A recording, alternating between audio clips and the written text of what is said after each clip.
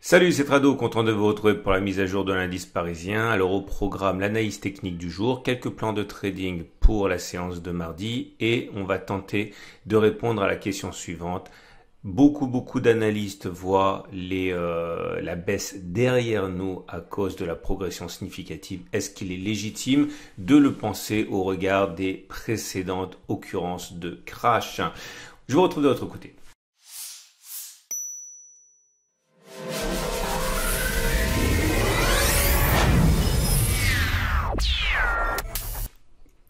Alors voilà où nous en sommes sur la séance du CAC 40 qui a pris 0,65%. Ça a été séance yo-yo aujourd'hui puisque on a ouvert en hausse à plus de 0,6%. On est allé chercher un plus bas et on est remonté comme une balle. Bref, pas grand-chose à l'origine de ces mouvements erratiques, si ce n'est du côté du positif, donc des progrès sur le plan sanitaire avec de moins en moins de nouveaux cas dans beaucoup de pays, mais de l'autre, l'effondrement du pétrole pour la livraison en mai, clairement, on a eu des baisses historiques, mais cela ne veut pas dire que le pétrole va rester à ce prix-là. C'est simplement pour les livraisons de mai que le contrat a baissé. Mais dès qu'on regarde le contrat de juin, eh bien, on est tout à fait dans des niveaux, on va dire, plus raisonnables. Et ça pénalise forcément toute la cote pétrolière, ça pénalise les États-Unis, ça pénalise tous les producteurs de pétrole et du coup, effectivement, certains indices réagissent mal lorsque la composition de cet indice justement est riche en pétrolière et en parapétrolière. Donc finalement, pas grand-chose de neuf graphiquement puisque nous sommes toujours bloqués par cette zone des 4544-4600.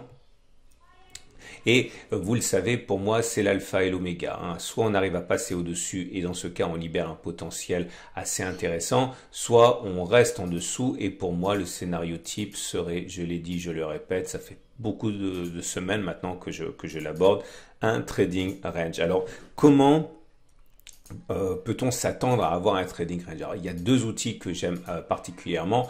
Le premier, c'est l'apparition de gaps communs. Le premier gap commun est apparu ici. Vous voyez, pas de cotation entre les plus bas de cette bougie et les plus hauts de cette bougie. Ça a été rebouché très vite. Ça veut dire que c'était pas un gap de continuation. C'est-à-dire que c'était pas un gap de rupture. Ça veut dire que c'était un gap commun. Et généralement, quand il y a des gaps communs, ça veut dire qu'on va avoir une forte probabilité d'établissement de trading range. Et ça, je l'ai dit en fait maintenant depuis plus de 2 semaines. Ça a été confirmé par l'ouverture d'un autre gap ici qui a été comblé la séance d'après et là un autre gap qui a été ouvert sur la séance de vendredi qui a été partiellement comblé mais pas complètement comblé. Vous voyez que le gap 4423 4442 existe toujours dans sa forme minimaliste puisque on peut ajuster comme ça mais il y a toujours un petit gap qui reste là résiduel qui sera sans doute amené à être comblé, enfin j'en sais rien mais qui pourrait bien être comblé en tout cas. Deuxième chose qui est intéressante lorsqu'on veut identifier les trading ranges, et c'est très important d'identifier les trading ranges parce que vous savez, il y a 3 directions dans un marché, soit ça monte,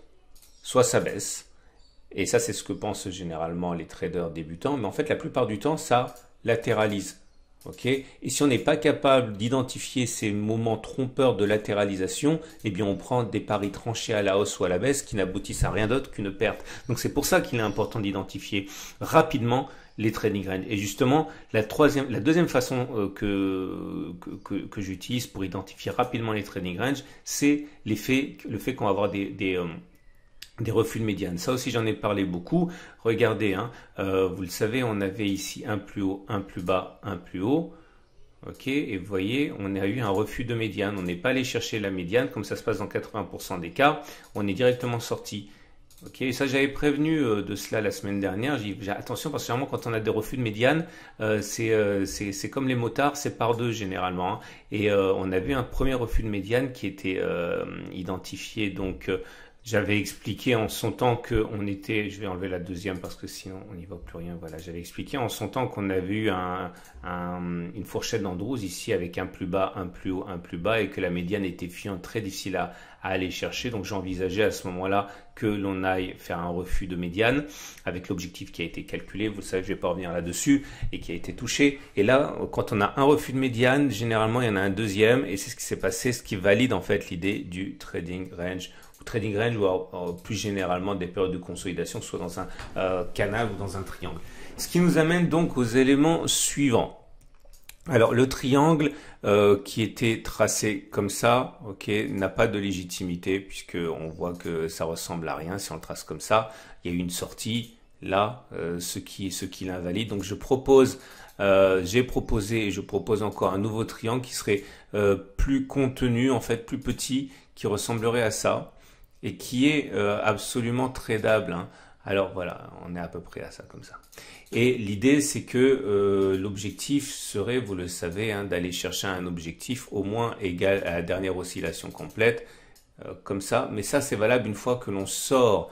Ok, si vous achetez maintenant, c'est dangereux parce que vous achetez au pied d'une résistance, ce qui ne se fait tout simplement pas statistiquement. Ok, donc l'idée c'est que moi je traderai ce triangle, je l'ai déjà dit, au cas où on sortirait et je mettrai un ordre d'achat en cas de réintégration de la zone supérieure du triangle pour viser l'objectif. Alors idéalement, j'aimerais bien que ça replonge un petit peu en dessous et je reprendrai l'achat à ce moment-là. Mais pour l'instant, c'est trop tôt, j'achète pas.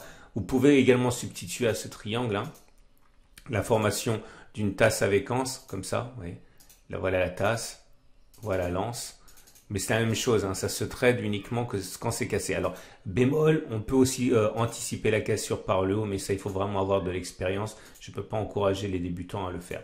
Deuxième façon de faire, c'est de spéculer à la baisse, naturellement. Alors, pour ceux qui le peuvent, parce que je le dis pour la énième fois, tous les courtiers ne l'autorisent pas. Mais si on part du principe qu'on est parti pour faire une nouvelle rotation baissière, juste pour adopter une position de canal de latéralisation, hein, le canal de latéralisation serait en gros celui-là, hein, pour faire ça. Alors ça, ce sera un canal assez large, ou alors éventuellement un canal plus étroit, pourquoi pas. Mais dans tous les cas, il faut que le ratio gain-risque soit intéressant. Et pour que le ratio gain-risque soit intéressant, il faut au moins viser, eh bien, une progression de, mettons, 4,6%. Avec un stop loss qui soit pas trop élevé, par exemple au-dessus du système de résistance. Ici à 2,45, on a un ratio gain-risque de quasiment 2 pour 1, ça serait intéressant. Okay, mais là, pour l'instant, c'est le swing baissier me semble gérable dans un ratio gain-risque qui est intéressant. Le swing aussi est difficile, en ce sens qu'il y a cette résistance qui fait des merveilles. Regardons maintenant. On va répondre à la question qui m'est posée de plus en plus, hein, c'est voilà, est-ce qu'on peut dire que la correction est terminée? Alors je vous emmène du côté des données hebdomadaires et vous allez comprendre où je veux en venir. Donc on va se mettre en données hebdomadaires et j'ai repéré pour vous les grandes consolidations auxquelles on a assisté. Et je vais rajouter simplement une petite moyenne mobile à 50 périodes. Voilà. Et vous allez constater quelque chose. Vous allez constater qu'à aucun moment on n'a été, sauf une fois, tranquille dans la consolidation avant que la moyenne mobile à 50 périodes n'a été franchie. C'est important, c'est ce qu'on appelle du backtest. Alors, espérer une deuxième vague de baisse ou espérer qu'il n'y en aura pas n'a pas de sens. C'est simplement incantatoire si vous n'avez pas derrière vous des chiffres qui attestent de ce que du caractère raisonnable de ce que vous demandez. Regardez un petit peu là.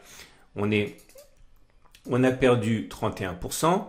Une fois qu'on a eu perdu 31%, on a repris 16% avant de rebaisser et de faire un nouveau plus bas. Okay. Si on utilise les Fibonacci, vous voyez, on est allé chercher les 38, quasiment les 38,2%. Regardez cette autre accélération baissière. Vous voyez, on a baissé de 22%. On a repris dans la foulée 13%. On a corrigé, je vais le faire plus rapidement après, hein, vous voyez. On est revenu chercher 50% de Fibonacci et puis on a sombré parce qu'en fait, à aucun moment, on était passé au-dessus de la moyenne mobile à 50 semaines. Je continue. Là, vous voyez, on est reparti à la hausse après un V-corner, mais on était au-dessus de la M50. Ça confirme ce qu'on dit. Là aussi, vous voyez, la baisse a été terminée, mais elle a été terminée à partir du moment où on est passé au-dessus de la M50. Je vous donne encore un autre exemple ici. C'est important, je suis désolé, c'est très ennuyeux, mais je suis là pour vous apprendre des trucs. Sinon, vous trouverez plein de recettes miracles sur YouTube pour devenir millionnaire avec 200 €. Ce n'est pas mon objectif. Regardez ici. Vous prenez cette baisse. Ok.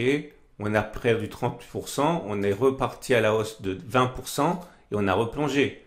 Et à aucun moment, vous voyez, on avait reconquis la moyenne mobile à 50 périodes. Je vous montre encore quelques exemples, mais maintenant ça va aller vite. Pareil, vous voyez, il y a eu des rebonds, beaucoup de rebonds, mais on a été tranquille qu'une fois qu'on est repassé au-dessus de la M50. Encore ici, première attaque. Alors là, c'est la seule fois où ça n'a pas marché, mais c'est une conclusion en tant que telle. Vous voyez, on a plongé, on est reparti au-dessus de la M50, on a replongé. Ok, et là, finalement, on est repassé au-dessus de la M50 et c'était bon. Qu'est-ce que je suis en train de vous dire? Là, pareil, vous voyez, ça a été bon uniquement à partir du moment où on est passé au-dessus de la M50. Ce que je suis en train de vous dire, c'est que ceux qui se demandent si la baisse n'est pas terminée devraient faire un petit peu d'analyse technique sur les unités longues, puisque vous voyez que sur les unités longues, eh bien, tant qu'on n'est pas passé au-dessus de la moyenne mobile à 50 semaines, c'est pas la peine de s'exciter. Ok, statistiquement, on n'est pas tranquille. Ce n'est qu'une fois qu'on aura réussi à se hisser au-dessus de la M50, et encore, c'est même pas sûr, puisqu'une fois, dans les exemples que je vous ai proposés, on est resté en dessous. On est reparti à la baisse, eh bien, il faut déjà passer au-dessus de la M50 pour être rassuré quant à la fin de la baisse. On n'y est pas du tout. Est-ce que ça veut dire qu'on a fait les plus bas? Non. Est-ce que ça veut dire qu'on va aller plus bas? Non. Est-ce que ça veut dire qu'on n'ira pas plus bas? Non plus. Mais en tout cas, ça veut dire que tant qu'on passe pas la M50, c'est même pas la peine de se le demander. Voilà ce que ça veut dire. Ok? Donc, je reviens rapidement parce que ça va être trop long à mon graphe journalier. Je remets mes moyennes mobiles à 20 jours, vous voyez que là, j'allais très très vite parce que ça sert à rien. Quand on est dans un trading range, de toute manière, je considère que les moyennes mobiles et les chandeliers japonais perdent de leur acuité. Là, ce que vous voyez tout de suite, c'est que en données journalières, on est dans une zone de latéralisation. Appelez ça un triangle, appelez ça un canal de latéralisation, comme vous voulez, mais c'est une zone de congestion. Quand on est dans une zone de congestion, on oublie, à mon sens, les indicateurs techniques et les chandeliers japonais. Donc oui, a priori, la tendance elle est haussière parce qu'on est au-dessus de la M20 qui monte, mais voilà, tant qu'on n'a pas passé la zone de résistance 4556, pour moi ça veut rien dire. Attention à la Bollinger supérieure qui arrive comme une morte de faim là et qui risque de taper les cours sur la tête, ça va pas être bon. Pareil pour les chandeliers japonais, c'est un beau chandelier doji libellule, mais je l'ai déjà dit, quand c'est dans une figure de congestion, je regarde même pas. D'ailleurs, je vais vous épargner les indicateurs techniques, MACD, momentum, etc. Parce que pareil, quand on débute, on veut absolument tordre le bras aux indicateurs techniques pour leur dire faire tirer quelque chose. La réalité est que lorsqu'on est dans une zone de congestion, généralement, tout est complètement contradictoire au niveau des indicateurs techniques. C'est très simple. On regarde les bornes de la zone de congestion et tant qu'on reste dedans, il n'y a pas grand chose qui compte. Je termine rapidement avec l'Ishimoku, qui là aussi ne veut pas dire grand chose. Il a déjà produit ce qu'il avait à produire. Tout ce qu'on sait pour l'instant au regard de l'Ishimoku, c'est que nous sommes en dessous du nuage. Donc la tendance est définitivement pas haussière. Nous sommes dans une Tenkan qui monte, une Kijun qui descend, mais on est les cours qui sont au-dessus de la Kijun. Bon, c'est des situations qui sont complètement hybrides et tout est symbolisé par l'aplatissement de la SSB qui montre que globalement on est en tendance de consolidation. Donc bref, c'est neutre avec ballottage favorable au baissier. Ce que j'attends impatiemment, c'est ça. Ça sera peut-être même pour demain. Surveillez bien la Kijun, la lagging span. La lagging span rencontre sur son chemin les mêmes obstacles que les cours. Les cours ont réussi à s'extraire de l'oblique noir et derrière ont connu une impulsion haussière. Si la lagging span arrive à passer au-dessus de cette oblique, je parie pour une continuation de la hausse. Mais déjà demain, il risque d'y avoir un tir de barrage sur ce niveau des 4535 puisque c'est sur ce niveau que la lagging span rencontrera l'oblique. Donc bref, toute cette zone-là, puisque la lagging span, c'est que les cours projetés 26 périodes en arrière, toute cette zone-là va être absolument fascinante à suivre demain en intraday. Vous pouvez être sûr qu'il va y avoir des traders intraday Ishimoku qui vont shorter cette zone en pariant que la lagging span viendra taper ici et refluer en cours de séance. On verra, mais ça va être passionnant. Désolé, c'était un petit peu trop long. Je vous souhaite une excellente journée. Je vous invite à regarder les vidéos qui sont à la fin de cette vidéo-ci pour avoir une vision sur l'or et sur l'analyse de moyen terme. À demain pour la mise à jour. Et n'oubliez pas de vous abonner à mes réseaux sociaux, Twitter, Facebook. Je fais toutes mes analyses actions et j'interagis avec vous sur les réseaux sociaux.